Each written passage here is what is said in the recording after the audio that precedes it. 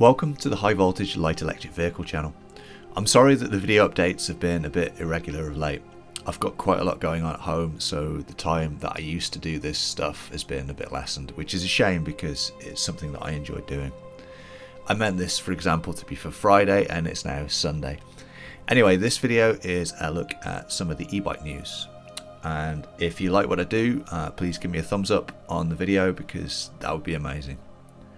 Anyway, first up is this news that I heard a few days ago, which is that Bikes, which is a Canadian company, had a shipping container stolen from their warehouse near Vancouver. And apparently this is a large amount of stock of the type of bike being shown here.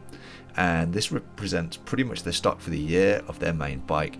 And we're just heading into riding season, so it's a pretty big deal, and they support about 50 jobs. By the sounds of it, the police don't give much of a damn about it. The problem being that shipping containers like this are extremely common in Canada, as well as places to hide one. Where I think there is a chance is when they try to move them, and these are pretty distinctive bikes. So basically, if you see something like this offered on Kijiji, Facebook Marketplace, any of those places, please forward the information to Bikes so they can verify it, and then hopefully onto the police, and then hopefully recover their stock. The next bit of news is the M65, or the torque sensing BBSHD effectively, and it's not been the greatest launch for Bafang. The first sample sent out had issues with the torque sensor to the point where they stopped sending them out. Supposedly this is now resolved, and I'm not sure if it was hardware or firmware. I tend to think it's probably firmware. Either way, there's one on the way to HVHQ and we'll have a play with it. Next bit of news is a revisit of the Pinion gearbox, and this is an enclosed gearbox that puts the gears up by the bicycle's cranks. And when this was first demonstrated at, I think, the 2023 Eurobike, the only way to get one was to cough up about 10,000 on a pretty high-end bike. And I did wonder how exclusive it was going to be based on that. So I was really pleased to see this machine pop up for about $2,000 USD. And this bike is very much designed for the city, but for the money you get a 1300 watt Bafang hub paired with a Pinion gearbox and Gates belt drive, and that's going to be almost silent in operation.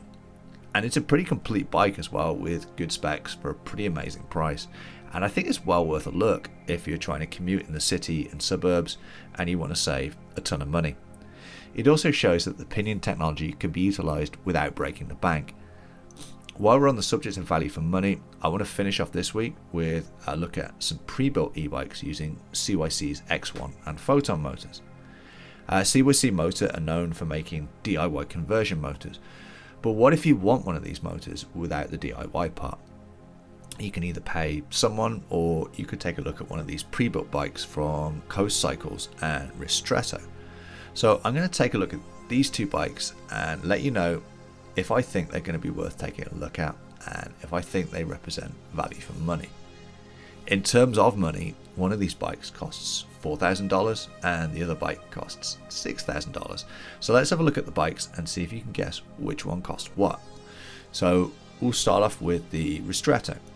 This is the second bike they've built with the CYC motor, and they're using the X1 motor. However, they've gone to quite some effort to integrate it with the design and with some branded parts rather than just bolting on a stock X1. And the result is it looks like a commercial product and not like a DIY e-bike. And I really like the look of it overall. The X1 motor, and I think it's based on the third generation of their motors based on the size. A little tricky to tell because it's enclosed in some custom stuff. They're giving it a peak of 4,500 watts, which is a little bit more realistic, I think, for this motor. I do really like the battery pack on this bike. It's really quite stylish. It also is decently big at 30 amp hours. 50 to 100 miles is, for once with e-bikes, not a ridiculous exaggeration of the range.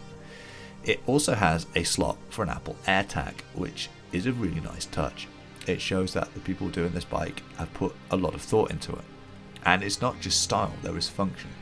There's a carrying handle to help get what is probably a weighty pack into the frame, and then remove it if you wanted to charge it in, say, a designated charging area. The issue I have with the pack is the choice of cells, and they're using 6 parallel groups of Samsung 50E, which, although high capacity, is not high power. 4,500 watts at 52 volts is over 80 amps of draw, and the max continuous discharge in this cell is 9.8. So basically, if you ride this at the max power on the throttle, this battery is going to be thrashed to its very limit. So not surprising, it's only got a 1-year warranty on it. I'd like to see some more capable cells in there, or limit the power a bit more, and then offer the choice of a higher power pack that unlocks, say, the higher performance from the motor. Calling the 50E the best premium cells is not really true. It's a fairly cheap cell with a high capacity and a low power output. The display is the larger of the 2 options that come with the COC motors, and I think this image is a render because it has like a heart rate on it, and I'm yet to see this implemented by anybody. I'm not sure if it links into people's smartwatches maybe, and perhaps that's the intention. The motor app is a reskin of the COC Ride app with some additional restrictions to do things like probably prevent you from going over the 4,500 watt limit, which is pretty important considering the cells being used. The front forks are DNM8s, which I believe if you wanted to, you could actually convert to be dual front disc. It also has DNM on the rear. It's budget stuff, but it's pretty decent for budget. What they call a master controller is a switch unit for turn signals, front lights and horn, and I like that this comes as standard, and I think it's an important feature and should be part of all e-bikes with this much power. The headlights look nice and well integrated, same with the tail lights, and it's nice that they look part of the bike rather than something that was bolted on. The brakes are Tektro quad piston with 203 up front and 180 at the back, which is a reasonable amount of stopping power. They also trigger a brake light, which is awesome. If you're in the need of amusement, you should check out the particularly eloquent marketing BS. The text for the seat is particularly humorous, and I quote, "The 512 First Edition comes with a finely crafted seat that is built with a durable, water-resistant outer layer and has been carefully designed with riding ergonomics in mind, allowing the rider to adjust their position on the seat that suits their personal preference, resulting in custom comfort for an elevated luxury ride. Star, seat is not adjustable." Translated, that basically means you slide your bum up and down on the seat for comfort. There are not many accessories to the bike, and really it comes with a full set of features already, but you can get a cargo rack and box, as well as extra battery and windshield for relatively reasonable prices. Okay, so that's the Ristretto. The second bike is from Coast Cycles, which they're calling the Buzzraw X MR. And this is based on their existing model, which they make with the Bafang BBSHD. There was also a Lunar version of this bike with their ludicrous V2, and we also have had people modify them with our upgrade kits as well.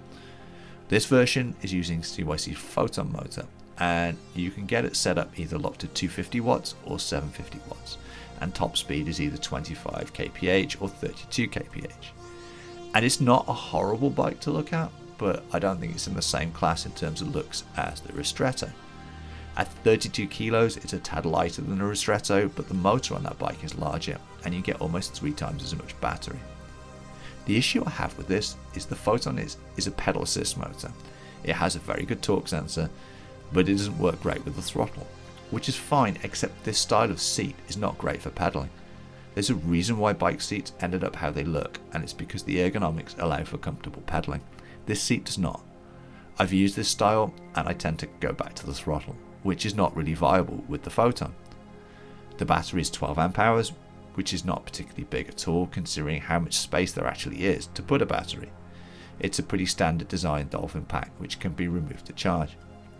It has suspension front and rear, with the front suspension being this very interesting design using the spring rather than the more traditional shocks either side. In terms of accessories, you can buy foot pegs, a bag and fenders. I really think fenders should be part of the bike though, and not an add-on. To me, it doesn't quite have the wow factor that the Ristretto has. The people I know that have this frame like it though, especially for city riding, and you can actually just get a better frame. Okay, so let's look at the price. Which bike do you think costs $4,000 and which costs $6,000? I'm going to put you out your misery. The Ristretto costs $4,195, which I think is pretty astonishing for a bike that basically has everything, including things like turn signals, integrated brake lights, and a big battery, albeit a little question mark over the cells. which means that the Buzzraw with the CYC Photon is $6,098.